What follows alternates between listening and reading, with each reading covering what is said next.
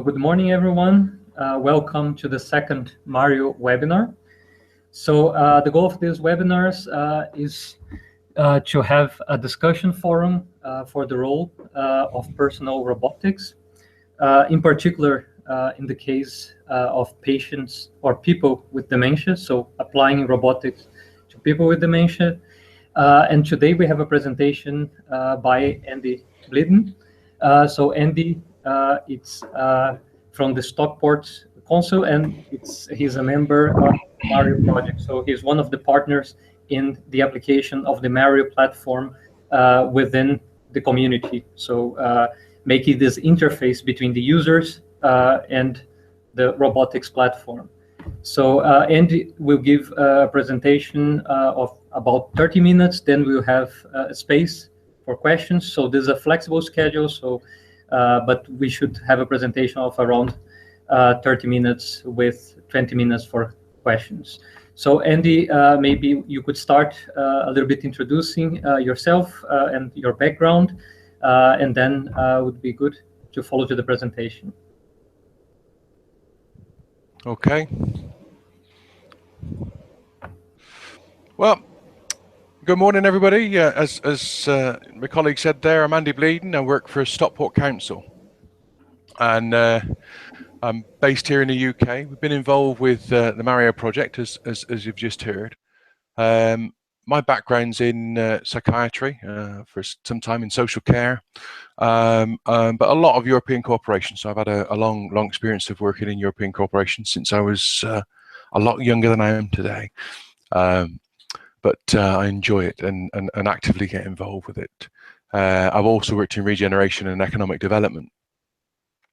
One of the things we're going to do today is obviously we'll talk about, as my colleagues have just said, we're going to talk about Project Mario. We've already had one webinar which talked generally about Project Mario and what it's aiming to achieve. But what we're going to do today is perhaps talk a little bit more about how we put users right in the center of this. So this is people who are actually living with dementia, how we've incorporated them into the project, certainly within Stockport. But just as a general background, for those people who don't know the project, Project Mario has been funded by the European Commission through the Horizon 2020 Research and Development Programme. And I mention that because that's quite important, not just because I'm English, and we keep hearing about Brexit and all the negativity from the press, but that's a very valuable fund because it's put money into a research area which has not been looked at before, which is a concept of targeting robotics, companion robotics, and people who are living in the community or living in different settings and sometimes living well with dementia. That concept itself, certainly in my background, has never been tested. And when I've mentioned it in the past, people have said, Andy, you can use robots for just general day-to-day life, but when it comes down to working with people who are living with dementia, they're not going to accept it. And that was, I thought, and a lot of people think, is a premise that's not been tested before. And certainly our experience with some of our projects we've done here in Stockport and elsewhere in the European Union is said that people who live well with dementia and living with dementia in the community have got a lot more skills and a lot more tolerance than we think. So the idea with Project Mario is we would use an existing robotic platform, build on that platform to make it much more user-friendly, targeting people who are living with dementia, user-friendly, and also try to make it more voice activated, develop a brand new platform, improve and develop the speech synthesis, etc. So that's a little bit about Project Mario. What I'd like to do, if I can, is I've got some notes here, which hopefully you should better see now. So if you want more information about Project Mario, I've put the website address up there at the top of my link, and there's also a link on the YouTube website. As I've said, it's a funded project, and which is targeting isolation and loneliness. that we know from our experience, both here in the UK and in Ireland and Italy, people who are living with dementia saying that they're very largely isolated and lonely. So the idea was to test whether we could use companion robots. So these aren't the robots that fetch and carry and perform functional tasks, but companion robots, and target people who are living with dementia. And what the project's done is developed speech synthesis and semantics using the latest technology in Europe. And also a brand new software platform, which is, we think, and we hope, is much more usable. Doesn't rely on the things that we know and people with dementia have told us that they can't and struggle to use, such as keyboards and mice, etc. And what we're doing with that, we're testing that in Italy, in Ireland, and in Stockport. But you know, one of the things you'll ask is well, what are you actually testing? And the concept is quite simple. It's whether people who are living with dementia can accept and engage with robots or not. So this project's success is coming out with some facts about that instead of myths. Certainly when you work as I've done in social care, there's a lot of myths around whether it's mental health or dementia that sit there without being challenged. And what this project hopefully will do is challenge some of these. Let me give you some information about Stockport first. Stockport, as you can see on the map there, I try and try and make it easy for people to understand. I hope you can see the map. Basically, Stockport's in England, in the UK. That little place that sits across, not very far away from Central Europe. Hopefully not too far. Based up in England's northwest, and we're in Greater Manchester. So people ask where is Stockport? I just say it's next to Manchester, and they all nod and understand. Size-wise, we've got a population of about 280,000 people. We've got a strong history of European cooperation. Been involved with European funded programs and non-funded programs for as long as I've been at Stockport. And we've been active members of the European Innovation Partnership on Active and Healthy Aging, which has been strongly supported both by the European Commission and more recently with work and engagement with Funkanu as well. But we're also strong supporters and members of both the European Connected Health Alliance, both in here in Greater Manchester, but also in its wider settings across Europe. And also, we've been members of the Corral group, which is the active and assisted living cities. So these are cities who are trying to develop smart regions. But for us, we've also been members, or we've been the founding members of the Covenant for Demographic Change, which was set up last year, led by Age Platform, excellent work by Age Platform in Brussels, to get cities working around developing successful age-friendly environments. I've got some facts here for you. I'm not going to go through these facts because I'll probably here for another week, but this is some of the facts we've got from our joint strategic needs assessment. And if you want to come back and look at these as part of the video later, or I can put a link on to the PowerPoint, you can come back and see. This paints a picture of, from 2014 that we did in Stockport, about some facts about Stockport in terms of the older people that we work with. So here you can see, you know, countless facts, and I'm not, as I said, I'm not going to go through them. It gives you a good picture, I think, of the picture here in Stockport. What do we do in Stockport in Europe? Well, we get involved with user specifications via some classic co-production in both funded and in non-funded projects. So we've been had citizens here in Stockport involved with both types, but we've got a strong history of working around co-production for quite some time now. Co-production is what we call it in the UK. Obviously, in other countries, it's co-creation or co-design, etc. But here we refer to it as co-production. And we act in end users in trials as well in funded projects, such as with Project Mario, and help out with dissemination in a lot of projects. We also get involved, I keep saying this, we get involved with non-funded activity and been involved with the development of Greater Manchester's 3-star reference site for the European Innovation Partnership on Active and Healthy Aging, which was very, very meaningful for us. As you can see there's a picture of us, colleagues picking up from Greater Manchester, health and social care and political support there was very important for us when we attended the Aging Summit in Brussels this year. As I've talked about, we've been involved with other networks and groups, and certainly most recently in a new piece of work undertaken led by the Commission and Ian Sparrow, which is around the Agile Aging Alliance, which is really, really important work around developing age-friendly housing in Europe. So that's something else we've been involved with. And obviously we share some of our best practice and influence. And we get involved with Europe. I mean, people are saying, well, why do you do this? Is it just for cash? Well, no, we have been involved with projects because we get involved with access to new technology, like we are here with Mario, and with our previous project. You can see here the Project Silver. We have not, up until recently, had access to brand new technology when it's being built. And what it means for us is we can get users involved with co-producing that design, so it's not produced in the wrong way, and that's quite important. And we also get involved with Europe because cooperation works. We wouldn't be able to do this project, Project Mario, on our own in the UK, certainly, because we haven't got necessary skills and expertise and SMEs and the specialist skills within the UK.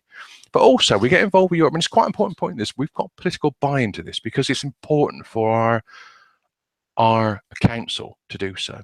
And that's not to be dismissed, because it means we haven't got to go back continuing and ask, should we get involved in Europe, which never used to sound that important, but more recently with recent events you can see is quite important with the Brexit thing. What it also does, it allows us to get access to other best practice, which we do with colleagues from Corel and say perhaps colleagues from Southern Denmark, and also we can have influence, which is very important. But I've got to say this. Is why on earth not? Why would you not want to have access to some of the best ideas across Europe and some of the best practice and best people involved with these things? It just seems daft not to. So Stockport and Project Mario. What I want to do today is run through what our role's been in Mario, why we joined it. When I talk about living with dementia, what we mean and what that means in Stockport. I talk about our colleagues at Educate and also the Stockport pilot setting. Stockport's role in Mario has been very much, we were work package leaders on the user specification.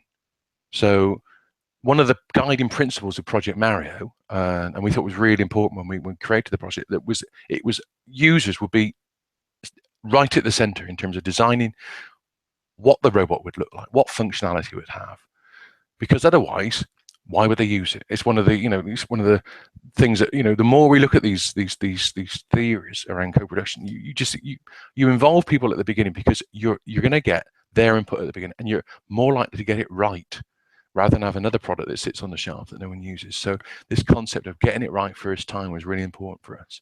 We've also been quite involved with the dissemination, doing events like today, and obviously bits of social media, and also dissemination across some of the wider networks in the European Innovation Partnership.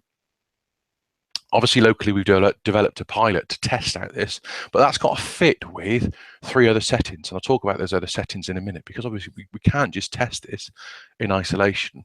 And right now, we're involved with testing this product with local people in Stockport. We've got a robot here in Stockport now. We've got another one on the way. And then obviously we've also been involved with some of the exploitation. This is, what we're going to do with some of the elements that have been produced within Mario after the project's finished, because this has to go to market. The European Commission don't fund this just purely for the research side of things. This is, the speech semantics, the software platform, etc., are marketable and should be exploitable at the end of Project Mario. This is a picture of me with my esteemed colleague Amy Tier, who's been involved with the testing here. Why do we join Mario? And we have to ask this constantly. Why do we actually get involved with this project? Because as soon as you ask it, you realise why we're doing it, and it guides what we do.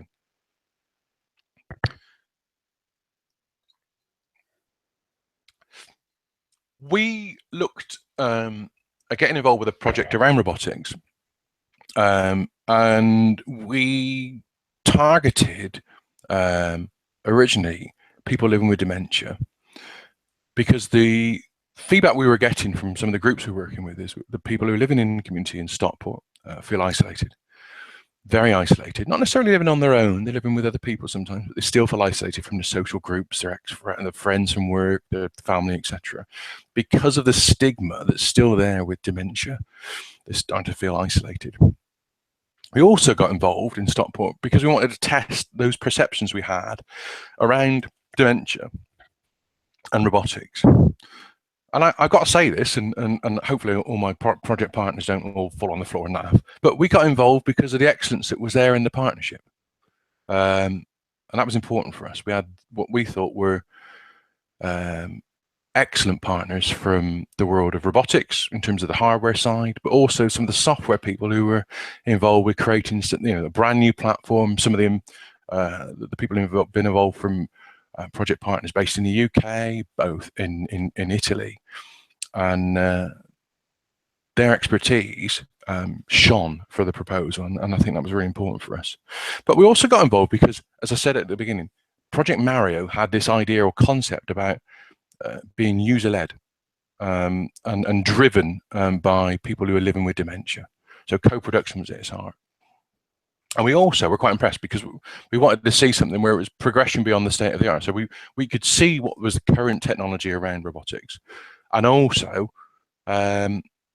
we could see how we could develop that. So we could move beyond what the current technology was, from the existing platforms you had with robotics to the one you can see on the screen there. And also we could see plans for exploitation as well, which were really important about taking this further. So in terms of we talked about living well with dementia in Stockport. We do have a slightly different approach in Stockport than some cities do. We have been involved with various, like a lot of cities, around sort of dementia-friendly communities in Stockport. And a lot of the services around dementia are user-led in Stockport. So an example of this is the Educate group, which I'll talk about further in a moment. And they're very much driving new work around a concept of doing dementia differently here in Stockport, which is being picked up by partners across Europe. One of our proudest moments was during, as you can see the pictures there, during the G8 summit, led by a chap called David Cameron. Whatever happened to him?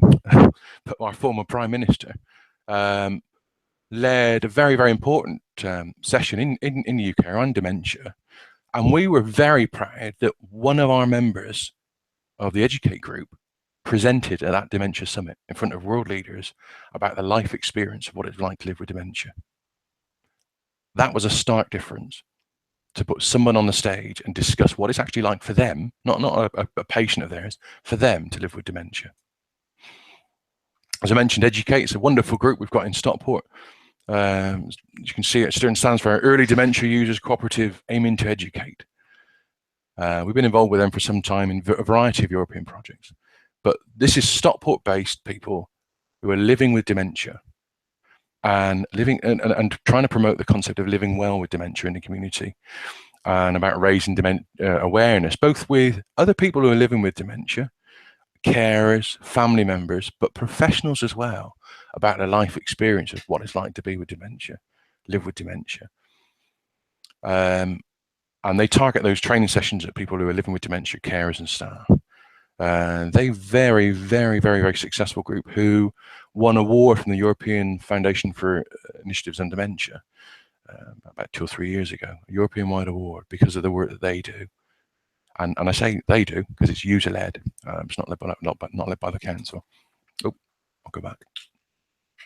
The pilot setting here in Mario is different. We've got within Mario 3 test settings. One's in Ireland in a community care setting. One's in Italy in a hospital setting. You may have seen this on the previous webinar. And in Stockport, the pilot setting is very much a community-based one. So it's home-based, particularly home-based, always going to be home-based. We're thinking of using drop-ins, dementia cafes. But the concept around it's the word we try to think, it's very, very informal. It's not so formalized as some of the other settings we've got within Mario.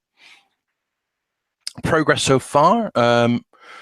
Well, with this, I want to talk through a couple of things, both in terms of the work we did around user specification, as Andrew and colleagues have said, some of the work we've done around acceptability testing, some of the work around ethics, the work we've done with staff, and also, more importantly, the work we've done with people living with dementia and carers and family.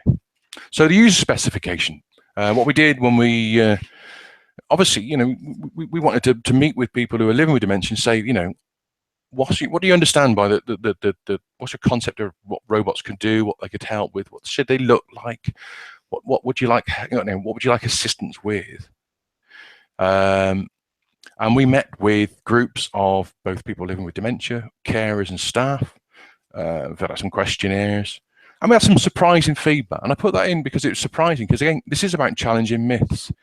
And we were worried about what people's concepts would be. I mean, it was quite an informal, quite humorous process we did, and quite fun as well, where we asked people what they would like, and very much from Stockport, some of the feedback was we want something that's a bit of an assistant, something that's friendly. You know, some of the robots you see on the streets on adverts can be a bit clunky and a bit, I don't know, a bit metallic looking, but they want something that looked friendly, that's got a nice appearance, that's softly spoken. They ask for something that's easy to use. They ask for something that will give them reminders, but also to provide practical assistance, so help finding things. So Mario's got a device on the front for finding lost items using an RFID sensor. But also they talked about having something that could be useful, could play films and videos and music, read them books and the newspapers, and show them pictures and interact with them. And that was the feedback that was going. So it's quite surprising, because this has not been done. And that was feedback gathered both here in Stockport and in Galway, with the University of Galway in Ireland, and with IRCCS in Italy. We've also been undertaking some acceptability testing, and this was the idea behind this was obviously, if you just turn up with a robot and shove it in front of people and say, what, you know, have a go and tell me, does it work, etc., they'd probably run a mile. I certainly would. So the idea was to test people's visual, when you first introduce a robot, their first impressions of what they thought would be, you know, what do they think about what it looked like, or what do they think about what it was, the functionality, or what, you know, what some of the buttons did, etc.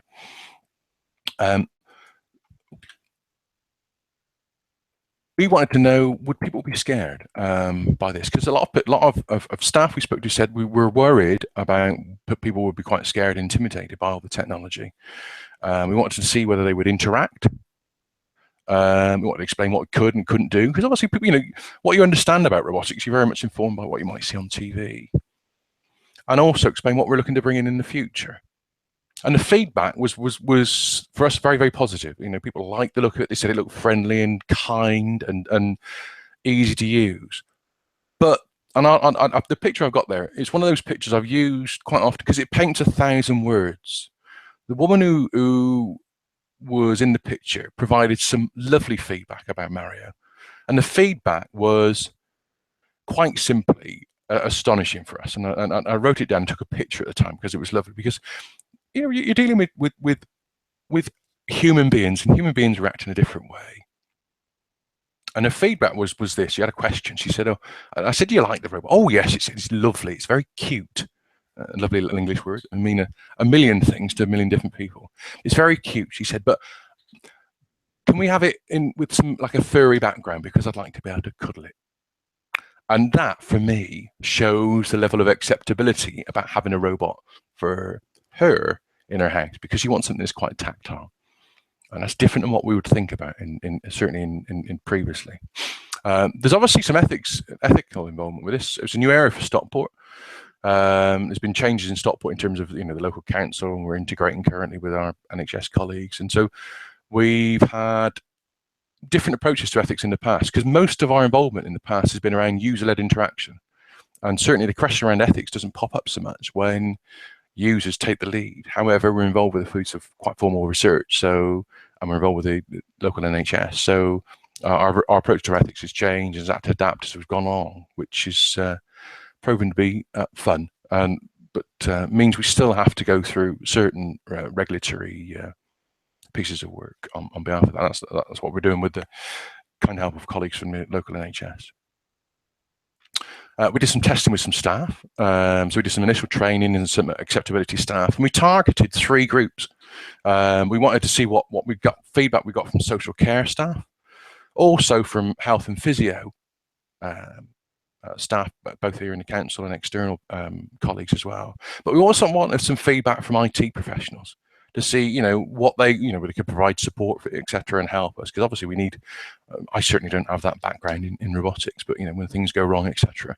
And their feedback was quite interesting. And of course, being IT people, the first thing they did was steal the robot and took it on a tour around their IT department for everyone to see, because they're nuts about robots and anything slightly quirky. So that was quite good feedback. But the feedback we had from staff was, again, very similar. It's quite a friendly looking robot. There's concerns about whether it's maybe a little bit too clunky at first, and some of the feedback around some of the visual prompts on Mario was quite important. But we tested that, went out to see groups of people of various sizes of groups of people, both in sort of formal and informal sessions, and we got early involvement of a person with living dementia right at the very beginning in the early training sessions. But most of our feedback's come from sessions with the colleagues at Educate, and we've had a lot of interaction with individuals and groups in different settings, both in a nice sociable setting, and the lot of interaction's been around looking at the acceptability and some of the issues we've had around functionality, and the feedback, as I said, has been very, very positive, with some surprising early interest in interacting with the robot. So we very often do a presentation about the project and the robot, and then we leave the robot to one side, maybe have a cup of tea and relax with people. And it's very often people get up and go and interact with the robot themselves, just on their own, which we think is quite positive. We also went out and tried to get some feedback from both carers and family. So we did some drop-in sessions at a cricket club here in Stockport, targeting both carers and people living with dementia. Large turnout. We did 2 little separate sessions for people there. We had family members there. But one of the important things about this session, it's one of those sessions, it's user-driven. So it was somebody who'd seen the robot at a previous session, said, I think you should bring it along to this cricket club and demonstrate it there. And again, we did a demonstration there. We had a few technical issues with the robot's functionality, but we did a demonstration of its functionality and showed people in a nice setting in Stockport some of the functionality of Mario. And some of the feedback we had there was slightly different, because a lot of the carers were quite concerned that perhaps were expecting too much from people who struggle to use basic technology at home, some of the people that they care for. And some of the feedback was very valuable in terms of some of the prompts that you're getting from the voice side of Mario being perhaps a little bit too complicated and too hard to understand. In terms of what's next with Mario, we're going to be rolling out further testing. We've got further testing planned for the next, well, certainly the next half of the year, here in Stockport, in Italy, and in Ireland as well. We're developing our test plan, because we've had to change slightly our test plan, and now we're not looking at perhaps doing unsupervised testing so much, but perhaps testing in either community settings, like the ones I've just shown you, and other drop-in sessions in Stockport and outside of Stockport as well, and getting feedback from groups and letting them interact with the robots that we've got. And here you can see people, very often we have quite informal sessions where people just, the robot's stuck in the corner, and very often people go and interact with it all by themselves without any prompting, and very quickly try and have a conversation with Mario, which is quite interesting. We also want to do some small interview groups where we can perhaps observe what's going on and get some feedback from people as and when they're using it in smaller groups, so groups of maybe 2 or 3, so we can get much more valuable qualitative feedback about the impact and the usefulness of Mario. It's not just what it looks like, it's how much use it will be in reducing their isolation at home. And we want to continue also working with staff and find out what their feedback is. And also, we continue our dissemination across Europe. We presented just recently at the Smart Cities Conference in Brussels last week, presented the Project Mario. And we've presented it, and we're going to continue to present it. We presented it at the at the Asian Summit in Brussels, where we got good feedback. But it's quite generous. So in phase one, we're going to be improving the levels of functionality in Mario, improving the things it can do. We obviously need to get some more ethics approval for the testing we're going to do. We've got designed some questionnaires in partnership with colleagues. We're carrying out questionnaires and use observation, like I've said. But we want to link up with other sites to see and obviously share the feedback we're getting. It's going to need more resources from our side in terms of testing, because obviously instead of just presenting it to a large group of people, we need dedicated people sat down doing observation testing, etc., research, generic sort of research side of things. But we want to we need in these sort of things to actually test how people use it, how they interact. And you can see there, people just tend to get on with it, and that's one of the things that we find surprising. That the measure of that is if they're quite keen to just get on, can the robot keep up with them? Because that's one of the big questions. And you can see here a gentleman here who's quite happily just engaged with the robot whilst we were doing something else. You can also see there the RFID sensor at the front of the robot, which is used for helping to find the lost items such as glasses and wallets and keys and TV remotes. And one rather nice gentleman said he wondered if he could find his wife every now and again because she keeps losing her, which I thought was rather sweet. She didn't seem that impressed. So the test plan we've got, as I said, is 3 community settings where we'll get large levels of impact in terms of being able to measure people's assessment of how useful it will be, but also in these small interview groups to get quality assessments. We want to look at the feedback from staff and carers. We want to test improvements, because obviously the software people behind Mario are adding functionality to this on a constant basis. So the Mario we've got now is different than the Mario we had delivered back in at the end of September, and the functionality has been improving greatly since then. But also the feedback we're getting from people about some of the functionality will then prompt new upgrades, and that's one of the positive things with Mario is that the platform will become enhanced as we move on.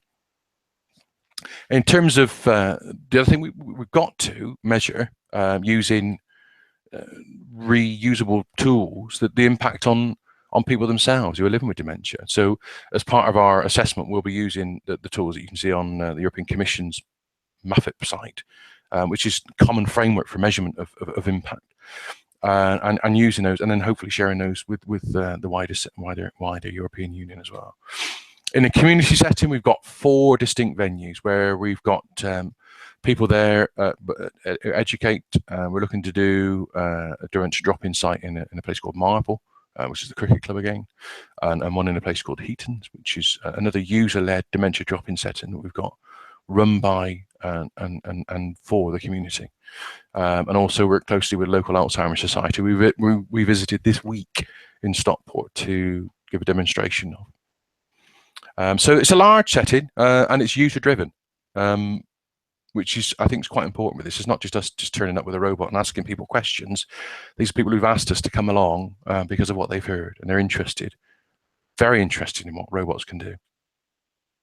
The small interview groups we've got, as I said, we've developed this concept because the project's changed, because we're now no longer looking to just place a Mario in someone's home because it's issues around maybe safety and health and safety. So we're going to be doing supervised testing with small groups, and these will be developed with and alongside people who are living with dementia. This is something we're doing, and it's been a concept that was brought up by the group in Stockport, who said, well, we can instead of just doing group things or individual things, we'll do small groups, and they're quite used to that process and have been involved with that before. But it would give us qualitative observation and questionnaires, feedback as well, and again we'll be able to measure impact and see, this is the important thing, that you can't get in group settings, real engagement with people. So how they actually engage with the robot. So, you know, for instance, if they use, as you can see a picture there of the music app that comes with Mario. You know, if we demonstrate the music app and people use it, can they go back to it in 30, 40 minutes and use it again? Because if they can't, then it can't be, it's not going to add that level of functionality. What we're looking to get from staff, and you see pictures of staff interacting in social care and health staff here, is again, is to challenge that perception, because this is a new concept where we don't, as much as we show lots of pictures with people with robots, we don't on our daily basis work with robots. We don't do, and we haven't done at all in the past. So it's a new concept for us, and it's also about raising expectations, because people's expectations of robots is that, you know, they can do functional skills, and it's about challenging some of those expectations and raising them as well, but also interacting with staff, because, you know, staff may have concerns around this project, whether it be a threat to their jobs, and people in social care, you know, may think, well, this might replace my job, and it's not right that you interact with robots with people on their own in the community. And this project's around challenging some of those, so we've got sessions planned with staff, and also regular sessions with families as well. I talked about the European perspective, and Mario's been making some star appearances, and we've interacted both with colleagues from European Connected Health Alliance at the European Aging Summit. We've done presentations with the European Innovation Partnership on Active and Healthy Aging, not just to present the project and get a tick for project dissemination, but again to test those levels of perceptions and challenging people's ideas around the use of robotics with and for people who are living with dementia. So you can see there in the picture, colleagues from Ireland and Italy turned up with the Project Mario, and Robosoft turned up at the Aging Summit along with us and presented Mario to a huge group of people, both from the UK, from Norway, and we did a special presentation for people with Norway. We had the commissioner turn up and turn up and have a look at Mario as well as the president of the Committee of the Regions, Marky Markle, which was it was an astonishing success for us. We got a lot of positive feedback and a lot of future interest for us. We've been involved with the D4 group, the Age Friendly Environments group, with the European Innovation Partnership. We've talked about Mario there. And I've also discussed Mario and looked to present it at the Agile Aging Alliance that I mentioned earlier on, and also we've just recently got involved with the Smart Cities group that are looking to, for the first time, start looking at active and healthy aging. So that's the end of my presentation. I'd like to see if you've got any questions. I think I can probably press that button, stop sharing, and back to my ugly face again. Hopefully you've enjoyed the presentation today. If you've got any questions, I think Andre and colleagues there have got a process for you to tap in questions. So, can't guarantee they'll answer them, all of them. And I won't be answering any questions about Donald Trump, you'll be pleased to hear, because he's not on my radar for today. Hopefully keep him away. Thanks a lot, Andy, for your nice presentation. So let's go now to the QA session. So we have a couple of questions here. I'll just start with the question from Helena. So what's the earliest age of dementia onset? Do you take into account the fact that some patients might be younger and might need a different care regarding their specific needs? The earliest, I mean, obviously we're technically a target group for us is 55 plus. However, the groups that we engage with in Stockport include people who are under that age group. So we're getting, and this is a pattern we're getting across Europe now. We're getting younger and younger diagnosis of people with dementia. So they're presenting to the groups on a more regular basis now. Okay, so the second question is from Jordi. How do you manage the fact that you base your design on today's users who, regarding interacting with digital device, are very different to the new digital elderly people of future generations? So how do you see these requirements for the platform changing? Do you see any differences between age groups on their acceptability of the platform?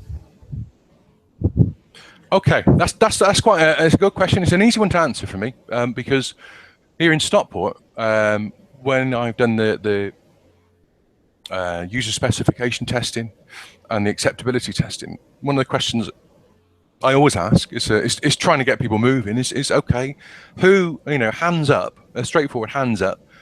Who here has a mobile phone, a smartphone? And I ask this separately question: a mobile phone, or a smartphone, or a tablet?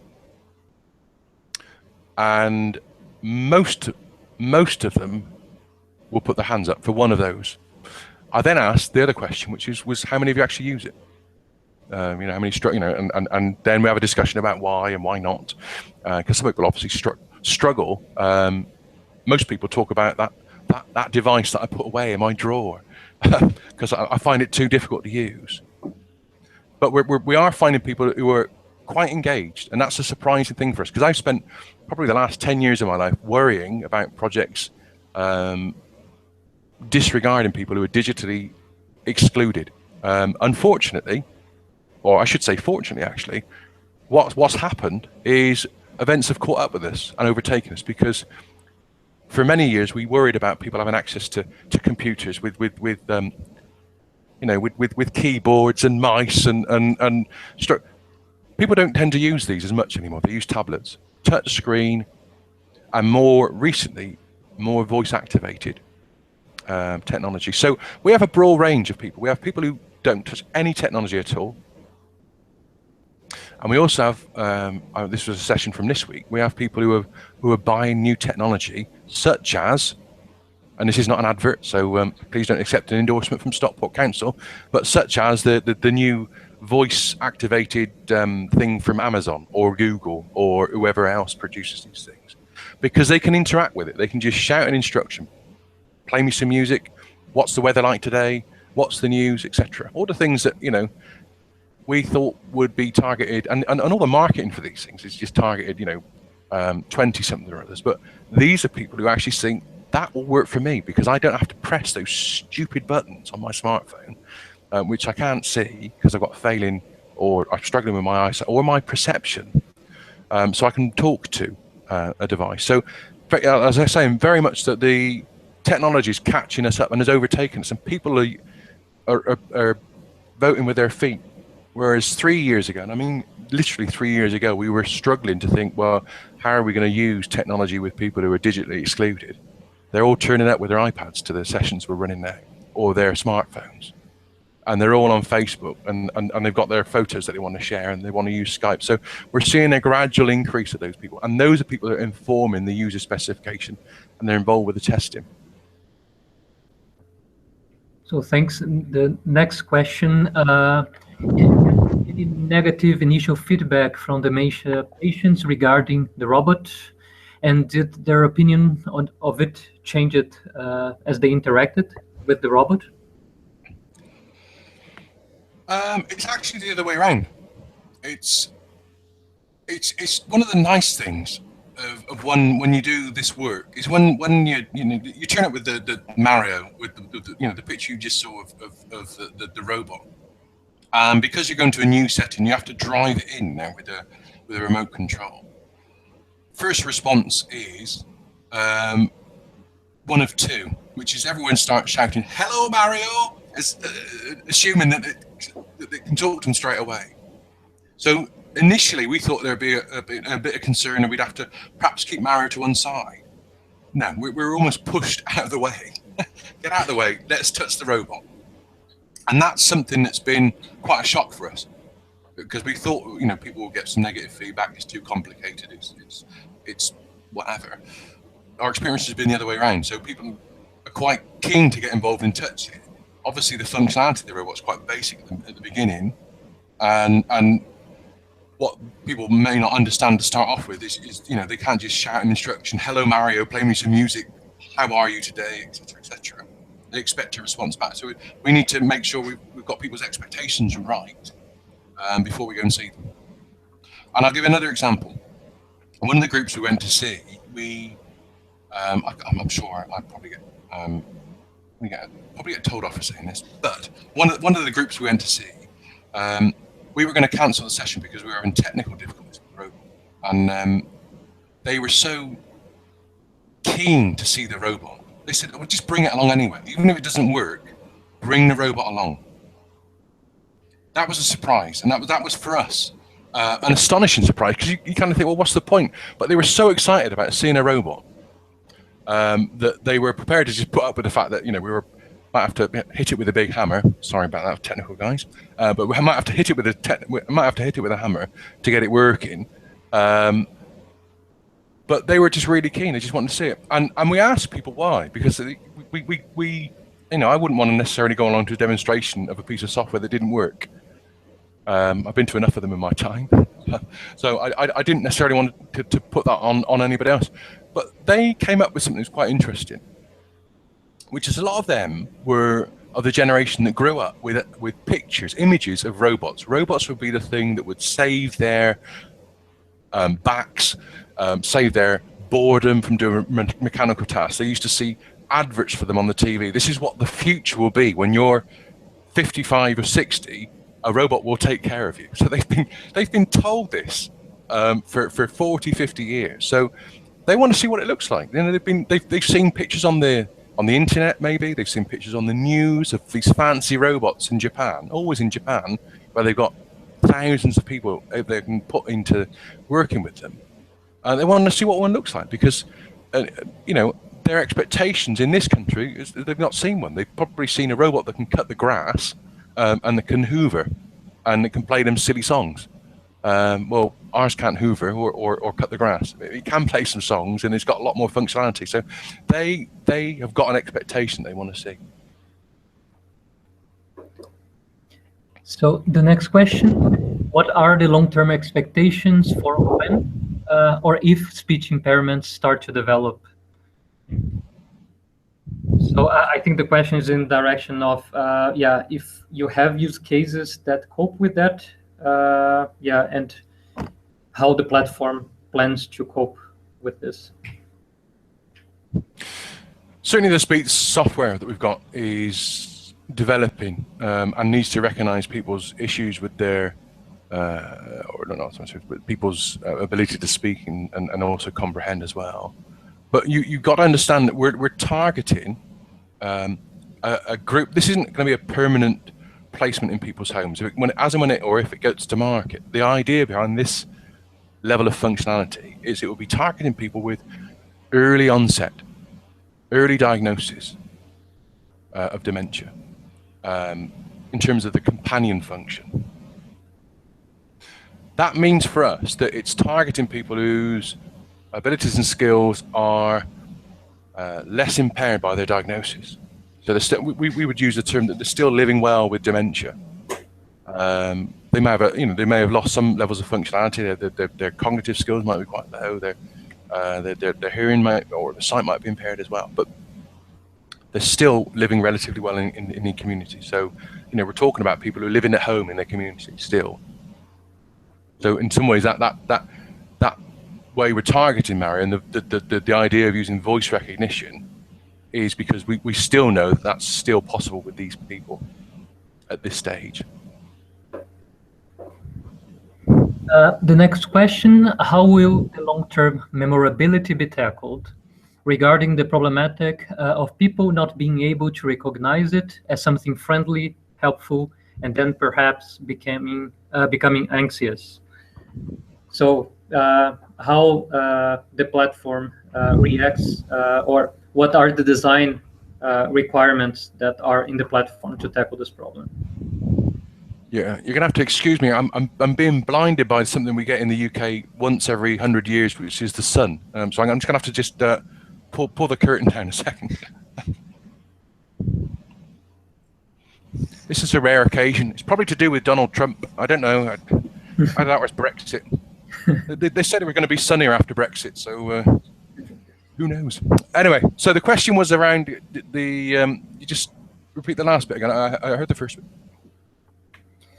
Yeah, how will the long-term memorability be tackled regarding the problematic of people not being able to recognize it as something friendly, helpful? And then this will arise some anxiety from the user side. Again, I would probably go back to the previous answer. We're targeting this at people with very certainly in Stockport with earlier onset of their dementia, but also we're also building in certainly in the site in Italy an ability for Mario to carry out a comprehensive geriatric assessment, a CGA, which can help determine and measure people's functional ability using several tests. And obviously we're carrying out quality of life assessments as well, part of our assessments, both here and in Ireland as well. So we'll be able to measure that too. But again, I refer back to what we said just now. This is something we'll be using with people, I think, because they want to interact, because they're looking for some companion, something to interact with. When that stops, there's a little function in having a robot there. So again, that's one of the things we're looking at with the robot, is what level of involvement can people have, and perhaps how long. Also, how that ends, because obviously this will be a temporary product for people in terms of managing their functional cognitive decline with dementia. And very much, the group we went to see in Stockport, some of the people there, whereas when we first introduced the concept a year and a half ago and did the user specifications, I know that they would struggle with using that robot now.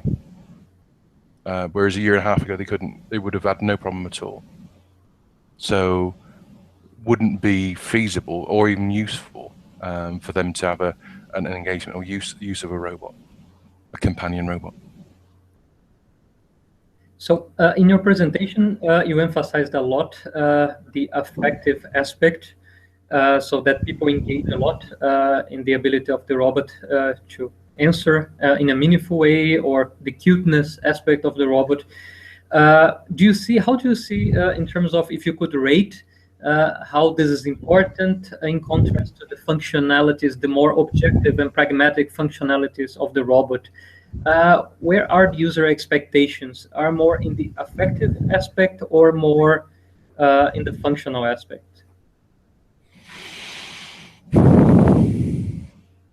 If you could rate a percentage.